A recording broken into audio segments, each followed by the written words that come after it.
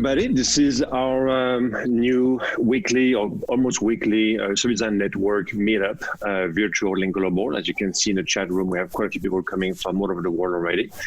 Today is going to be a bit of a special session. We're going to have Marc Fonteijn, our friend from the Netherlands, is going to come back and talk to us a bit more about something we discussed about a month ago, which was the next generation service designer.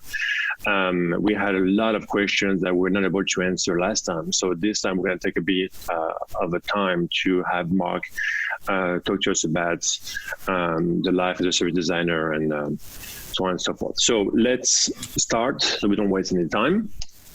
So again, as always, thank you to our sponsors, Slalom Consulting and Precocity, who are both been helping us put the sessions together for the past couple of years now. Very quickly, today is the 9th. So I am Greg Lacloufie of Slalom, and there is Brendan from Precocity, Robin Capital One, and Brenda from GM Financial. So we are basically Service Design Network Dallas. Very quick call to the website. If you actually want to get access to resources, membership, you go to service-design-network.org, and you can find a flurry of really cool resources. I'm assuming this particular series is going to be very much geared towards students who are finishing service design school, who are starting service design school. There is a very affordable membership. I believe it's 40 euros. That allows you to get full access to service design network resources, get to have a profile. So definitely take advantage of that. It's a really good resources for students. Very quickly, as you know, we have been going from physical meetups over the past couple of years to more recently virtual meetups. So thank you so much for all of you guys who are joining us here in Dallas, noon time, but as far as Australia and I believe China last week. We now have 1,600 members, so that's pretty phenomenal. I'm sure there's definitely a need for us to be able to provide content about service design. We are expecting today about 220 participants, which is very significant considering that this is just an education topic. So there's definitely a need for people to get more educated, understand more service design knowledge and practices. As you may know, all the events are recorded, so you can actually go to our YouTube channel and see the past, I believe 4 or 5 now videos that are there for you to watch. And you probably will see today's video tonight on the YouTube channel. Today we're going to be talking about the upcoming guests. We're going to have to go through the Q&A rules, so you guys can ask questions in orderly fashion to Marc, and then we'll have Marc answer as many questions as he can. We only have 1 hour, so we usually go a bit long, but we'll try to be as fast as possible.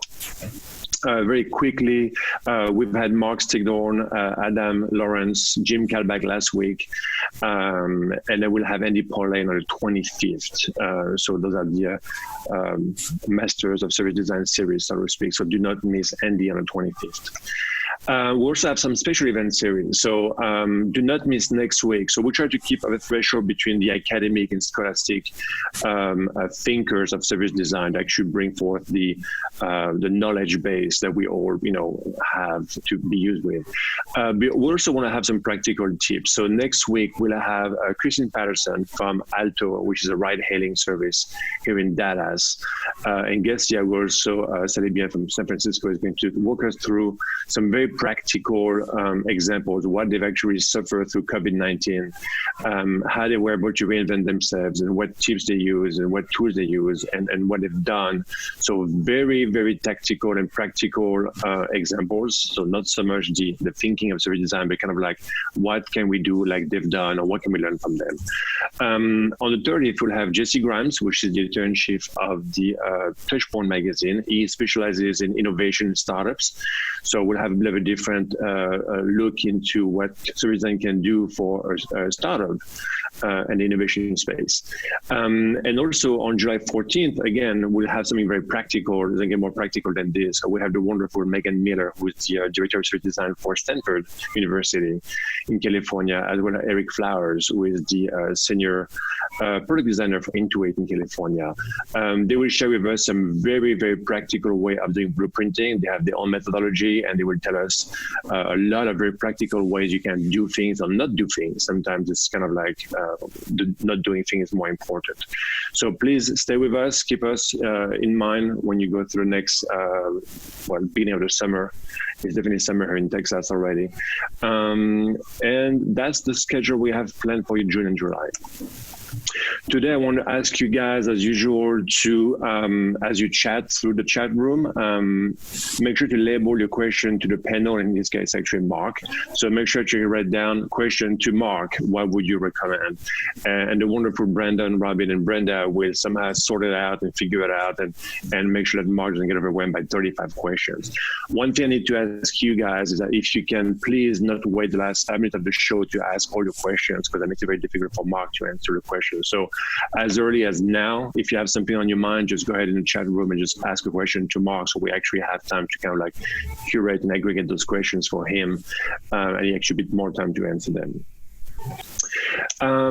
So welcome back, Mark. For those of you who don't know Mark, which I think it's probably very unlikely at this point, right? Mark is a prominent figure in the service design space. Mark has two main platforms, I would say, and I'm probably wrong about that, but the one that I know personally are the Service Design Show. And Mark just recently had his 100th episode after 4 years of doing this. So we'll have him talk about this. But he also recently started Service Design Jobs, which is a service design job database. You can actually go and you can look by country and by industry, and you have all the service design jobs out there, thousands of them all over the world out there. So Mark, tell us a bit about yourself.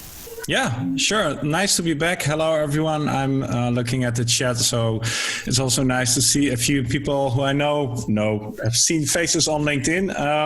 Thanks for having me back. So for the people who don't know who I am, really brief, I'm Mark. These days, I run two things, like you said, a community called the Service Design Show, which is all about helping service designers to design services that win the hearts of people in business, as I call it these days. And together with Daniela Catalanato, I'm building a second community, which is called Service Design Jobs. So the job board, like you said, is like the entry point for a lot of people looking for a job. But we really want to make it into a platform where you can find information, tips, tricks, advice, inspiring stories on how to advance your service design career. So we have something to share today, which is new on the platform. We can post the link later. But I think I'm really excited about Service Design Jobs as a community and as a platform. So. Yeah, just to make sure it's not just a job database. There is a lot of articles and features and resources and links to a lot of stuff. Yeah, well, there already are. So we're going to show you today what I think is going to answer a lot of questions. So Mark was actually kind of to actually just give us the exclusivity, so to speak. But he's going to share with us an article that's on his platform that is. Talk to us about this. Yeah. So, like I said, one of the things we want to do with Service Design Jobs is to provide knowledge for both employers and people looking for a job as a service designer. Like, how do you find a job? Where are these employers? Where do they look for portfolios? What's up with them? So, one of the first things we thought to do would be to reach out to people who are actually hiring service designers and ask them, like, what is your ultimate tip for somebody looking for a service design job. And we got feedback from about 20 industry leaders, really known names, high profile figures, and they shared their tips, and we turned that into a massive article, which will take you probably half an hour to read from top to bottom. But yeah, that was the first big article that we published on service design jobs. And maybe, we can share the link in the chat. Yeah, that'd be great. Right. So if you can just go in the chat room and just paste the link there, and then we'll also put it on the website so people can actually go there and use it as a resource.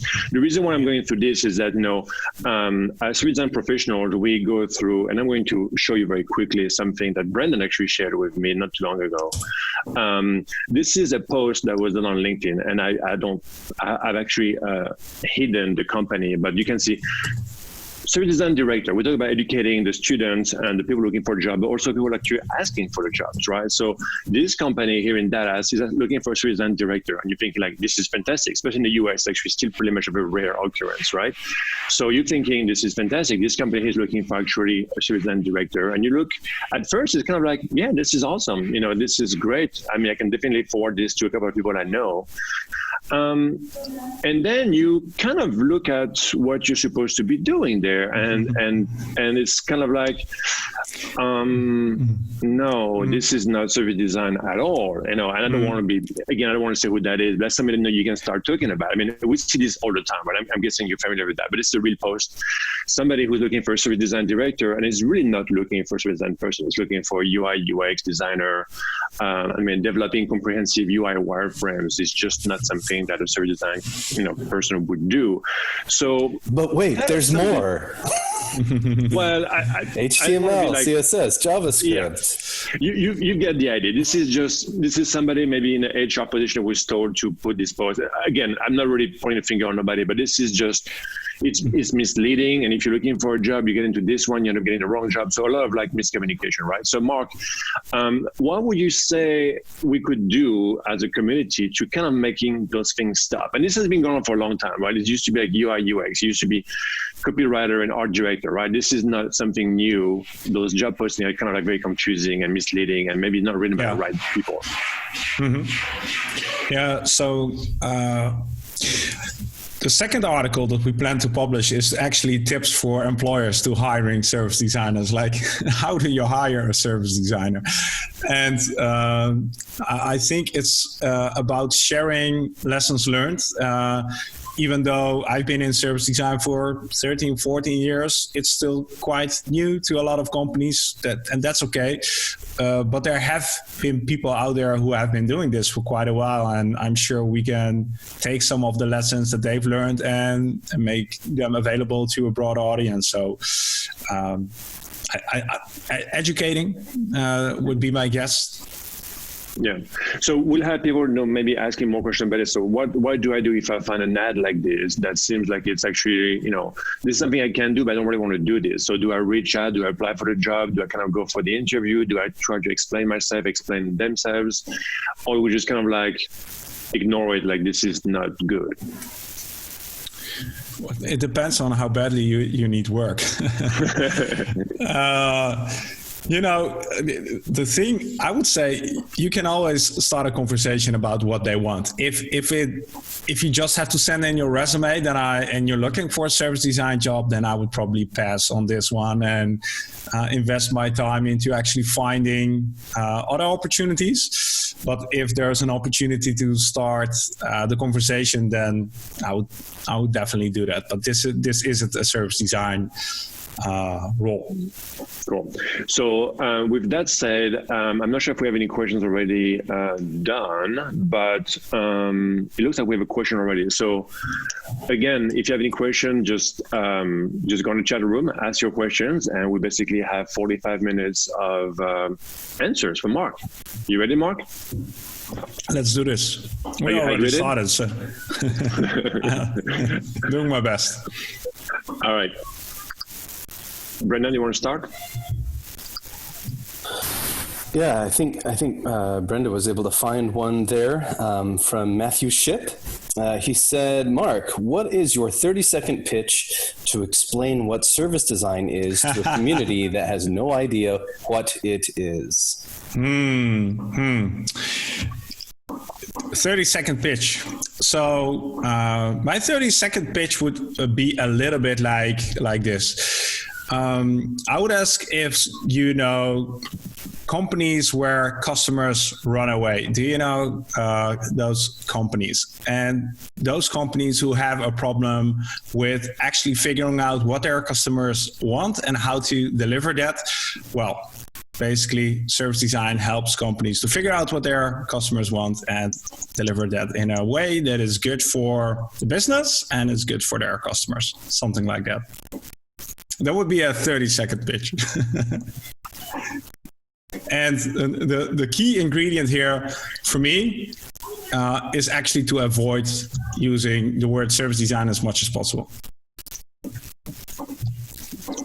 Excellent. So we can go deeper later if we need to. Monica, we absolutely do have time for Q&A because this entire session is Q&A. So Monica asks, she said she's supposed to be leading the service design practice. Well, then why aren't you, Monica? She's supposed to be leading the service design practice in her company. However, they keep thinking UX UI is just like this description. And she gave them the pitch, but she needs to show service design working. How could she do that? How can she do that? I'll just start answering, and if somebody wants to pitch in, let me know.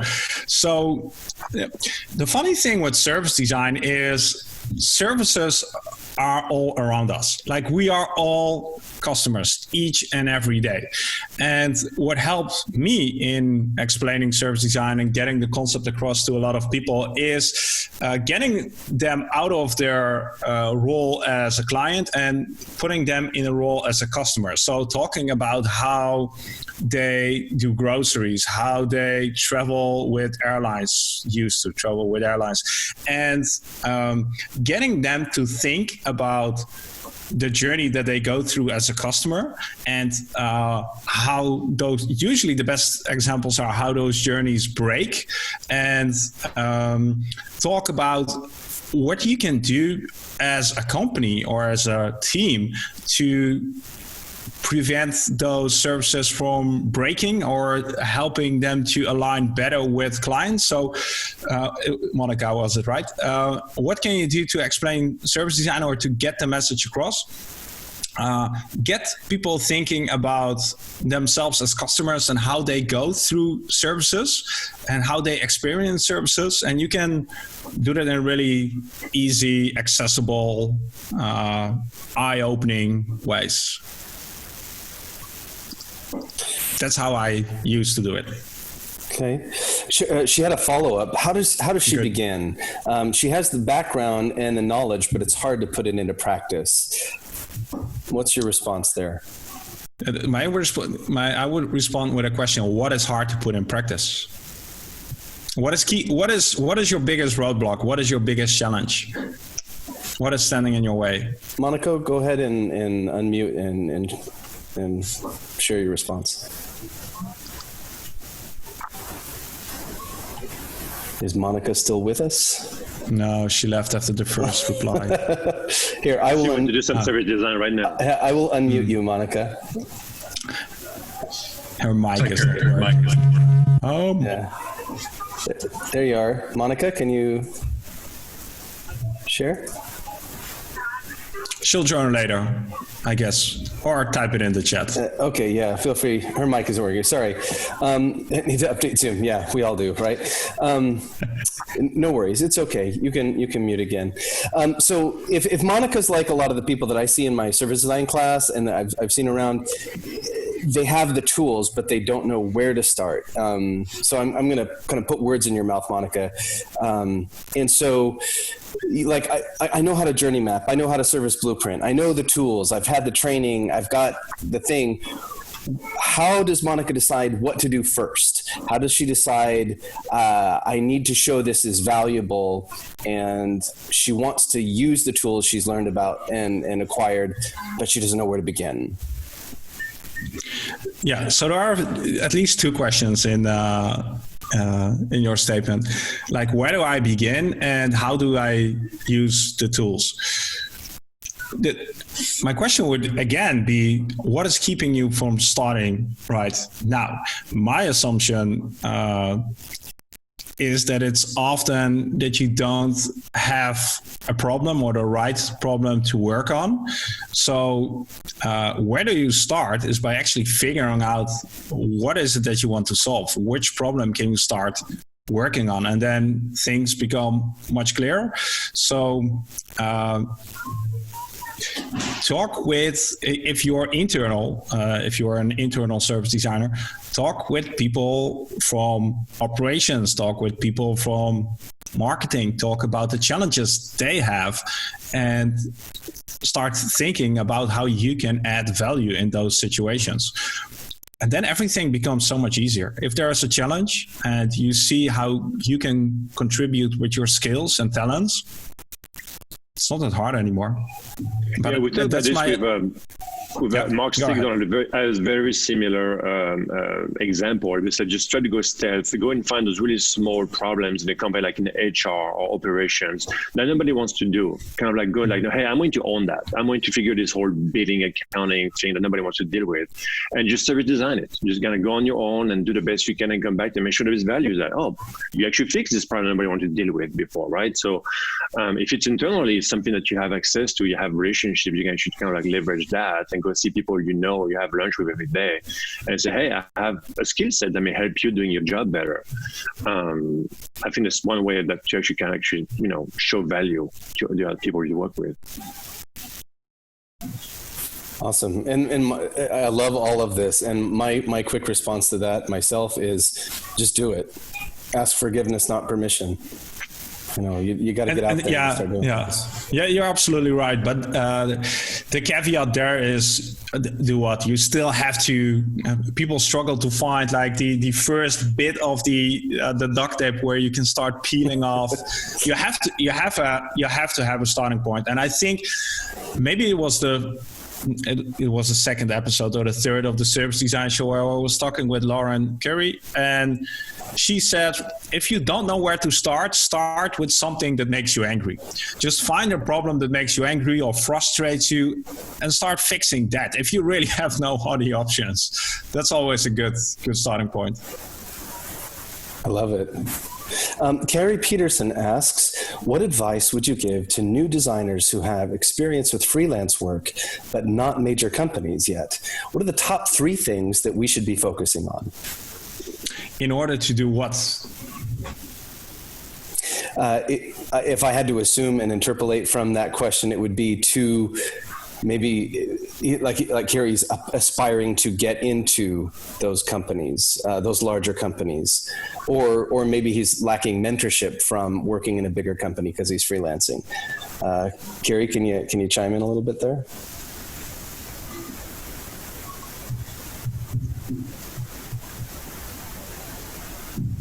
We get a yes.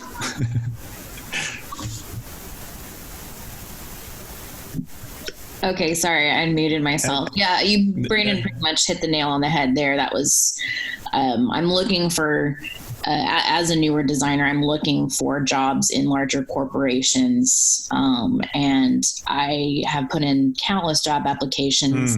And I know there are others in the group that are kind of in the same boat that I am. And so I'm just kind of trying to wonder, like, what advice would you give us? Should we continue freelancing and just hope that someone eventually hires us? Or is there like some sort of secret that I'm not aware of?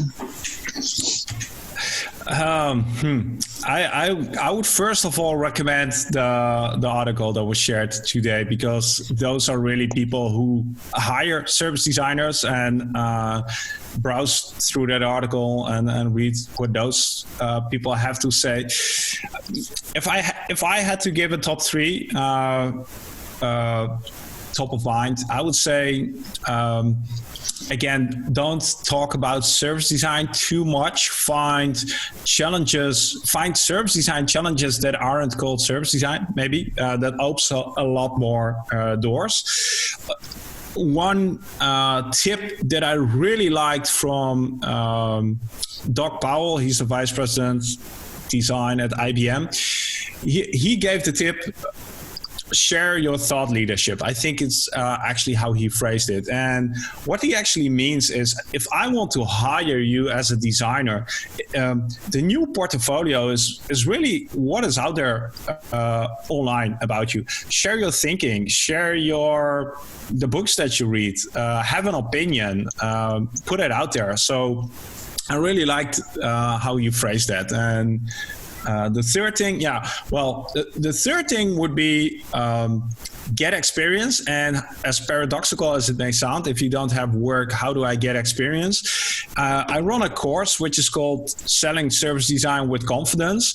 And there are people in that course who transition from doing UX to doing service design, and they have the same issue. Like, how can I show that I'm able to do service design when I'm just doing UX work? And literally a guy from Portugal, I said, you need to show evidence that you can do this. And what he did is, his father-in-law runs a restaurant, a local restaurant. He went into the local restaurant. He did a service design project.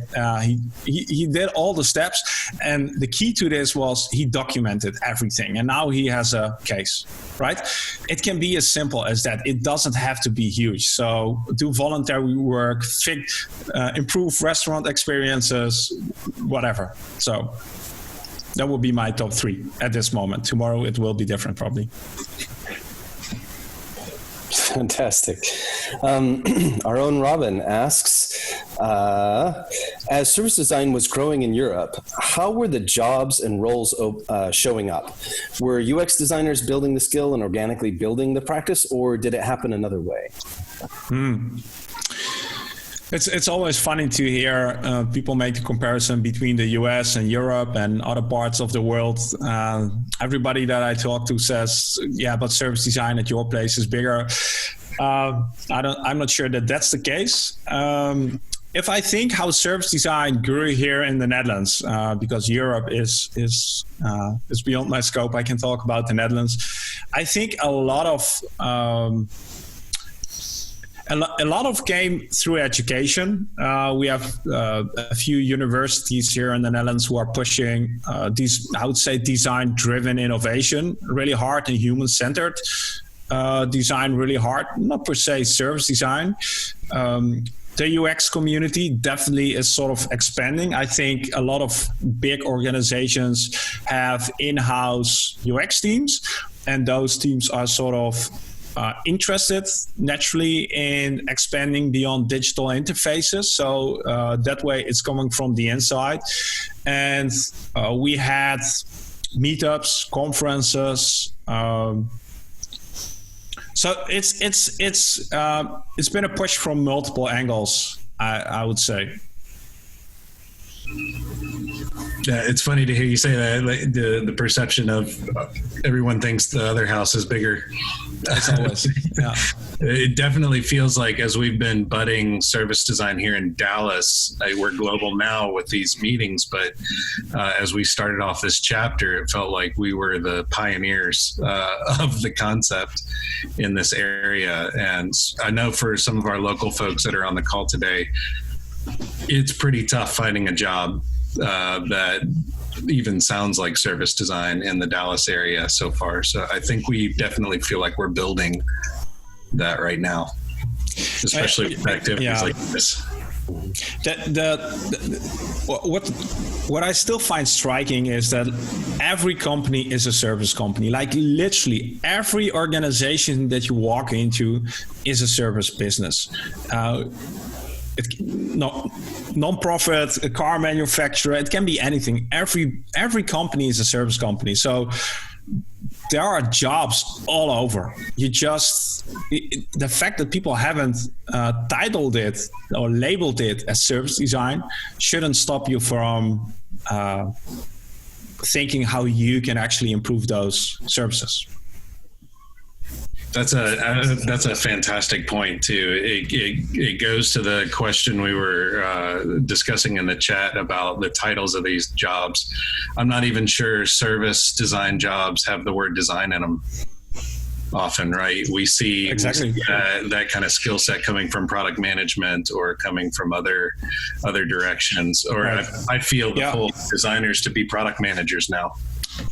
And sort of this inspired me also to think about another factor that has really contributed here in the Netherlands to the rise of service design. And that was, we had a wave of interest in customer experience. And I think we are riding that wave with service design right now. And we had a wave of design thinking, but the customer experience wave is more interesting for me because companies are interested in delivering a better customer experience, but customer experience in itself it's not a methodology, it's not a process, it's a field.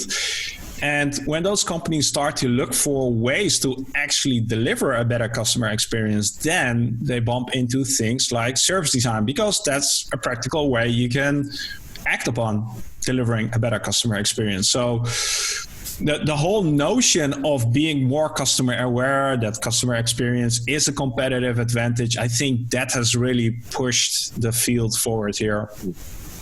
Marc, you said you interviewed those 20 top global thought leaders in service design.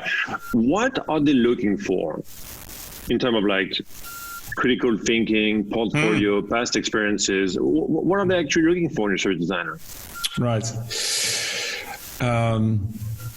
I would have to read through them to really find patterns, but a few things that I sort of remember from the long list, which I'm looking at right now. Critical thinking, for sure, that has come back over and over again. The ability to the T-shaped people, so like being able to connect with different disciplines within an organization, but having a specific skill. So what I found interesting, I don't know who mentioned it exactly, but when they are hiring service designers, they're actually not hiring a service designer, but they are thinking about a service design team. So they might have somebody with a journalism background. They might have somebody with a graphic design background, and they try to think of a service designer as a team rather than an individual person. So that opens up a lot of new opportunities as well. And I'll think of somebody, Are they looking for a body of work? So somebody actually has never done service design. Do they have a chance? Somebody who's done service design, what are they asking of them? Show me what you've got. Right.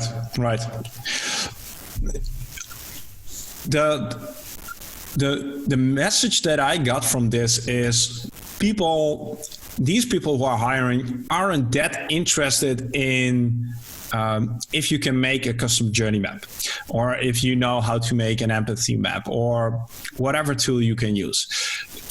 They are interested in a specific attitude. They are interested in a specific mindset. They are interested in a specific personality. They are interested in if you know how to deliver results, how you deliver those results. Most of these people sort of trust that you know what to do. Like you don't even have to prove that. They are interested in other things.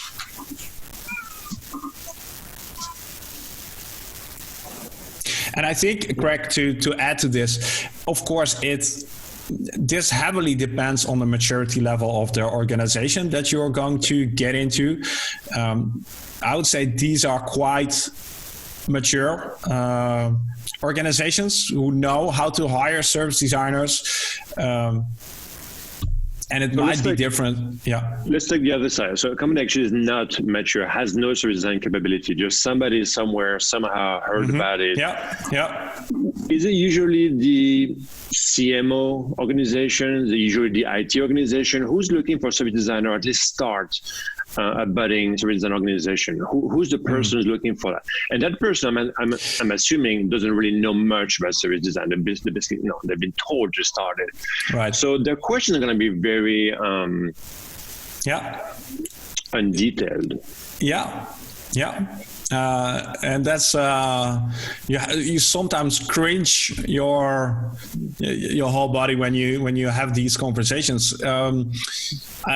If I remember correctly, the episode with Robert Bow, I think it was episode 99. I also asked this question, like, who are your service design clients? Because that's basically also the same question. And he said it's shifting, and I recognize that. It used to be a lot of IT, coming from IT challenges, IT-oriented things, marketing departments. And the latest observation Robert made, and I acknowledge that, is that HR is becoming more and more interested in service design as sort of the employee experience becomes more important. And I think the fourth one would be like the innovation departments, the innovation hubs, whatever you want to call them. So it's either technology, it's marketing, innovation, or what was the fourth one? Innovation. HR. Yeah, HR. No, HR. Yeah. So it's really the UI UX design silo that's requesting service designers? Well, let's put them under the IT silo. Oh, that's not good. All right, let's but this is still a broad spectrum. Like, basically, we're saying it can be from any angle of the organization. Finance is maybe one of the things that we've never had clients from. We have a lot of questions. Brendan, Robin, do you want to start? Yeah. Robin, chime in if you've got a favorite. I was going to go to Peter here. Okay. Go ahead. Yeah, I was looking at Peter too. Go ahead. Yeah. Peter from Switzerland says, service design is often seen by other departments as an outsider, meddling in our work. While perfect internal communication is ideal, it works only in a few companies. Peter, I would say it rarely works anywhere, period. But yes, how would you convince other departments, Marc, to let you in? Peter is always the one with the interesting questions. My answer to that, my approach to this would be, they will get in if there's something in it for them. So as long as they don't see the value of what you're doing and the value of participating, then it's useless. And it's not easy. Getting other departments to step away from their daily operation and invest in doing stuff that contributes to the benefit of the whole company rather than their own department, because that's basically what you're asking. And what I've seen is you have to collaborate. You have to show. Let's use a journey map in this example. Show how their specific contribution in a larger context impacts maybe their colleagues, but also the other way around. Like, how does the work from another colleague impact you? And when you can start that dialogue, you can open up possibilities to get them to invest. A critical factor here to mention is often it's just a simple matter of time and money. So as long as a department has internal KPIs which are dedicated to this specific department, of course, they will be less reluctant to put their time and effort into something that is above their department. So good ways to actually do that is to rethink how you're budgeting. It's not easy, but this opens up the opportunities, I would say. Long answer, tough question, Peter. That's awesome. I've got one here from Tina Barton, and I'm guessing from the context that Tina is a student of service design, or at least very new to service design.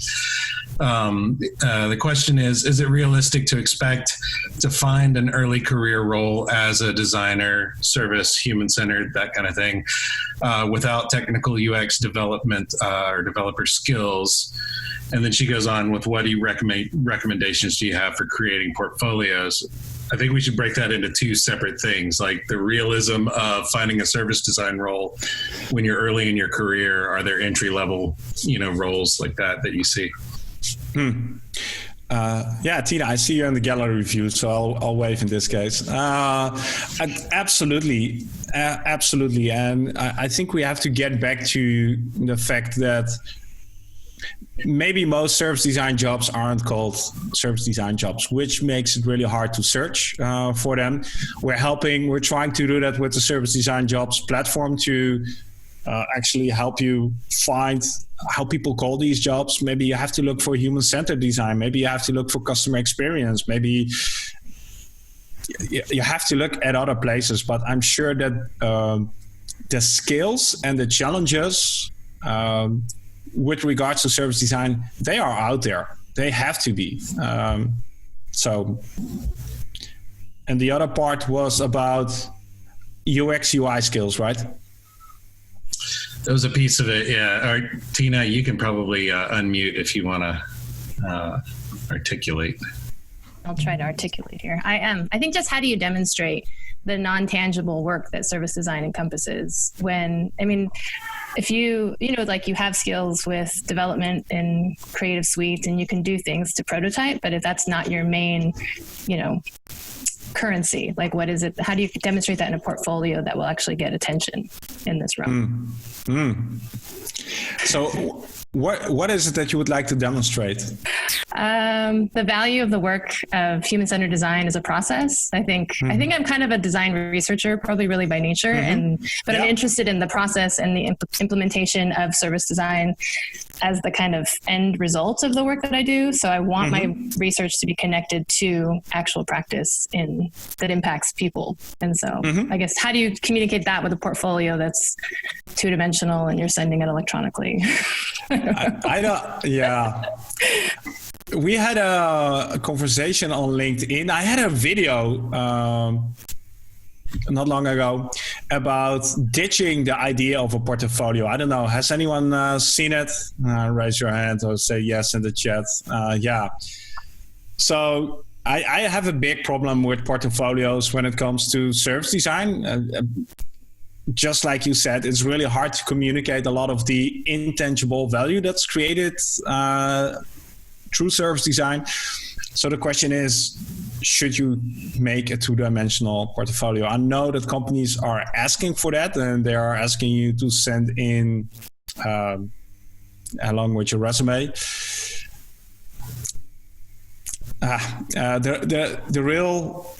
The real interesting companies who are looking for service designers probably will understand that service design is hard to grasp in a portfolio. And the only sort of the intermediate solution that I see is communicating the value of service design through stories. And I don't want to beat the drum on storytelling, but showing the value of the process and showing the value of the outcome, and doing that through, it can be a written piece, it can be a photo album, it can be a video, but telling a story about how you identify the challenge, how you approach the challenge, and what the eventual outcome was. Stories, and in the medium that fits you the best. So Mark, I receive stuff all the time from people. I'm guessing maybe Brandon and Robin as well. We have no choice. As somebody is going to potentially hiring a service designer, or actually is being asked to review a portfolio, right? You basically presented what you just described, right? And there are different stacks, right? There is the one that kind of like, well, this is not really telling a story and there's really nothing to it. It's the best resume with a couple of things. And you put on the left, right?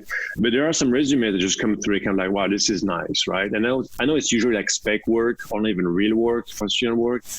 But there is something about telling a story visually through like a blueprint, a customer journey, some kind of like a process map. Those things are valuable to me. Kind of like, okay, that person can do that. They have that skill, right? It's a hard skill, but at the end of the day, I have to go by something. Mm-hmm. Yeah.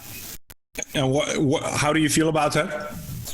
Well, I feel like you have a need to a portfolio. I mean, I need to look at something. So I can't really dismiss it. If you tell me, great, there's no more portfolio, then I'm going to get a bunch of resumes that really don't tell a story. So I have to somehow look at something. I'm a visual person. Mm-hmm. And to me, I've been reviewing portfolios for 20 years, from art directors to copywriters. And you've got to show me what you've got. You've got to somehow convince me that I want to talk to you. And not having a portfolio, I think, is difficult. I agree with you on not having anything to show that shows what you can do. I'm not sure if portfolios are the best way for service designers. When I was hiring service designers, we also got a lot of portfolios. And the problem that I had was you either have to, you base it on how it looks, or in the end, we invited people for a conversation, and then we let them do, for instance, something like an assignment. That worked, that helped. But how do you create the opening? I would always also argue that there are other ways next to, like I said, a 2D product. You can have a Medium page. You can have a YouTube channel where you communicate what you do in a richer and more diverse and complex way. Not having anything, I would agree with you, Greg, that makes it really hard for somebody to see what you've got. But it doesn't mean that it has to be a classic portfolio style. I agree. So how do you feel about having somebody on assignment? So somebody comes to you, you like him, you like the portfolio, they come in and you give them like a test, right? Mm-hmm. You have like 3 hours, 3 days, 3 weeks, come back to me with a case study, right? Yeah. How do you feel about it? People have very strong feelings about this. They kind of like, well, I don't really want to have to do this for 3 weeks and come back to you. Some people don't care. So how do you feel about that? I used to do this, and the reason why I liked it, and the people who liked the assignments as well, was because for me it was about two things. The assignment was a way for me to gauge what kind of personality are you. Will you have it done in a day, or will you take 2 weeks to actually do this? Will you create a shitty first draft, or will you create the most amazing animation or whatever? So it would tell me something about your attitude, and it would show me like the quality of the outcome. I found that to be, up till this point, the best way to actually get a quick feeling of a person, in a short time span. Yeah, I agree, because I get some portfolio from people that actually work on some really drab companies, right? The entire portfolio is like auto finance, right? And there is nothing there's nothing exciting, there's nothing glamorous. It's kind of like, oh my God. And they admit it. They're like, no, I have nothing. What are you talking about, Greg? Are you offended, Robin? But giving an assignment like, hey, here's an assignment like a coffee shop or a fashion store, whatever, it kind of like show that you can think through a problem that actually is very different, right? Because most of the service designers, they work on one project for like 3 years, and this is all they do, right? So it's very limited. Yeah. So if you actually challenge them to go, hey, show me how you would run a coffee shop, to me it's kind of like, okay, that's interesting. In the article that was published today, one of the people, Bernardo Torres, he runs a successful design agency in Latin America. He also talked about doing assignments, and he had a really good point about, through an assignment, you can actually see how somebody's thinking. And that's really hard to see on paper, but if you give somebody a challenge and they approach it from an angle that you didn't expect, or they've thought it through in a way, again, which is interesting. That tells you a lot. So, yeah. I understand the critique about exercises and assignments, but I also see them as one of the best ways to actually show what you've got. Sure. We have about show 10 who you minutes are. left. Yeah, about 10 minutes left. Brenda, Robin, do you have any question you want to run by? I hope we've addressed the portfolio piece. I know portfolio is a question we get all the time from people actually going to school, which is kind of weird to me. Like, people going to SCAD, for example, are being asked to put together a portfolio before they go to service design school, which is a bit odd. But again, they only have 20 seats available, and they have to pick the best candidate. So it's a bit strange, but yeah, portfolio is definitely a piece that's not going away. Brandon, do you have one queued up, or you want me to go? I just have one. Sadaf had asked a little while ago, and I really like it. So, how can service design be done effectively when you have gaps in your knowledge of what's going on in the project? You will always have gaps in your knowledge. I couldn't imagine a situation where you would know everything, and maybe the beauty of not just service design, but design in general is it's an iterative process if done right. So you do something, you screw up, and then you learn, and then you do it again and you screw up again. So at least Robin, that's my take. Robin can relate to that particular comment.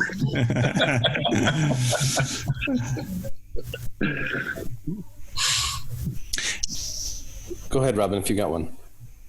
It was actually another one from, I thought you were going with the one from Sadaf that was about meeting with community who are from the engineering, project management, marketing background. They're discussing how to provide a digital platform to share knowledge on a global level.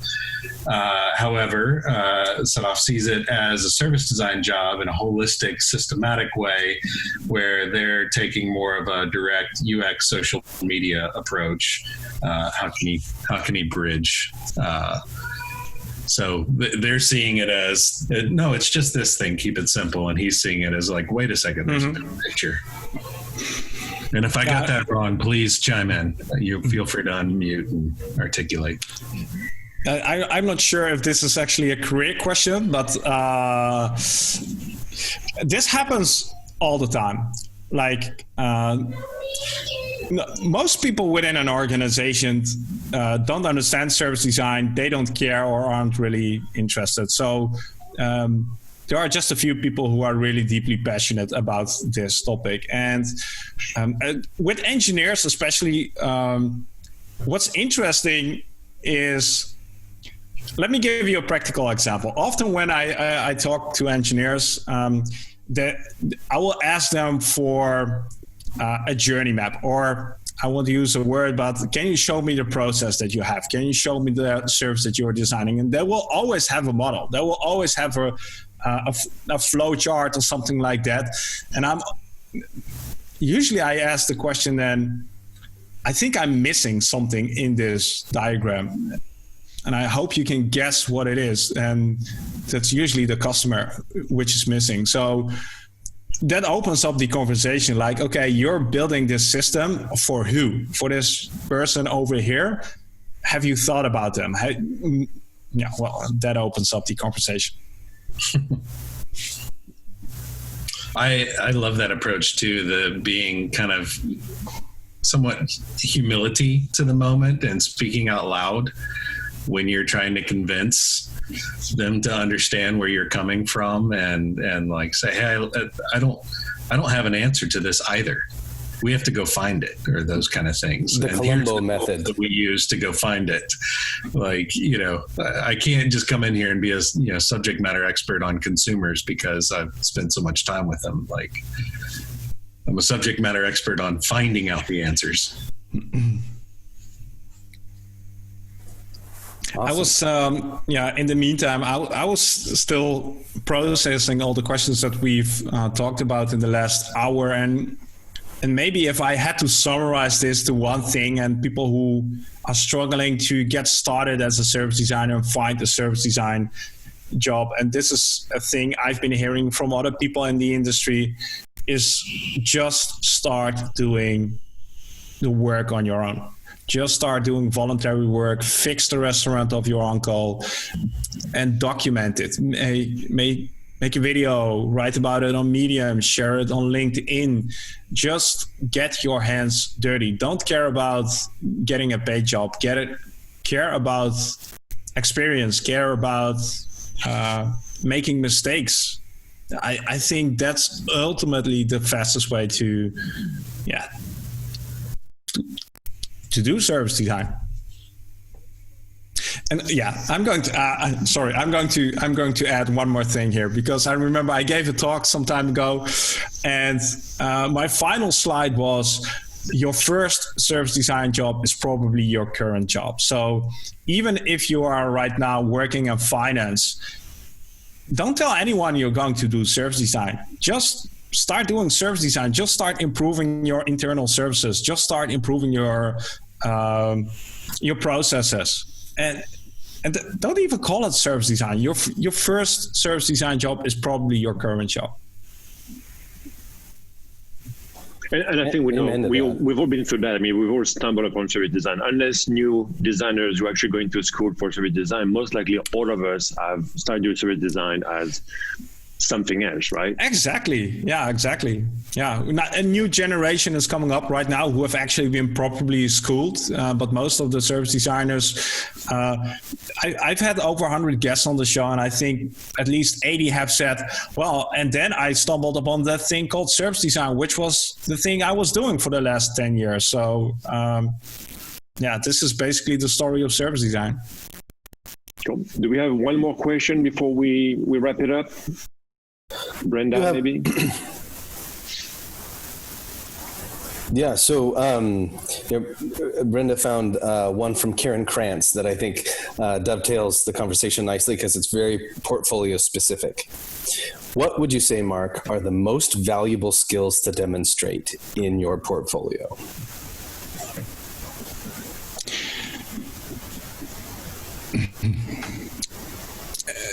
Curiosity and courage.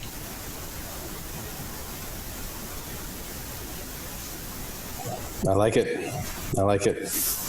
I have, I call it the Triforce of UX. It's curiosity, empathy, and humility.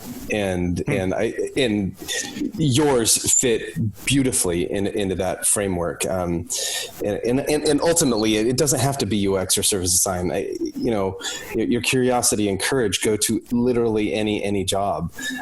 If you experience curiosity and courage, you're going to constantly learn and constantly push the envelope. I think that's a beautiful response. And I know, yeah. So to go back to Marc's earlier comment about the 4 basic silos where service design going to be working out, it's very difficult to cater, because what you just said is beautiful for a designer. Like if Robin receives a portfolio that actually has courage and really be like, yeah, this is awesome, I want to hire this guy. But if you go into a marketer's office, the CMO suite, they're going to be looking for like really CX stuff, really marketing stuff. It's going to be very different. They're going to ask very different questions. They're going to be looking for different answers. So it's difficult because you don't know who's going to be receiving your portfolio. And I was just going to say, like, this is a courage and curiosity, and I wanted to add compassion to that. I strongly believe in that, but it doesn't make the challenge any easier, because the people who are hiring are probably looking, most of them, for other things. So the hardest thing of finding a good service design job is probably finding the right challenges, finding the people who understand these challenges. And maybe that might be the biggest takeaway for today. Maybe those jobs aren't posted on LinkedIn. Maybe those jobs aren't posted on job boards. Maybe you have to talk to people. Maybe you have to start a conversation and work your way in, rather than seeking what is already out there. Very good. Any more questions? Should we just wrap it up? Well, Marc, as always, it was a pleasure to have you. If we have any more questions, obviously now we actually can direct people to you directly through your website. But yeah, thank you so much for being a friend of our little meetup group over here. We can have you anytime. I know you're always willing and happy to answer questions, and you're very candid and honest. So this is really great for people to listen to you speaking like, a layman, so to speak. And sometimes it's actually hard to actually find those answers, right? Because it's just not easy. I wouldn't say thanks, Greg. Nice to be here. But I wouldn't. These are just my takeaways. And please do your own research. Be critical. Nobody has the truth. So I hope this point inspired people and pointed people in a direction. But again, be critical about this. And I saw a question, about what is the site. Somebody posted the link. We'll be posting a lot of stuff on Service Design Jobs. You can find me also on Service Design Show.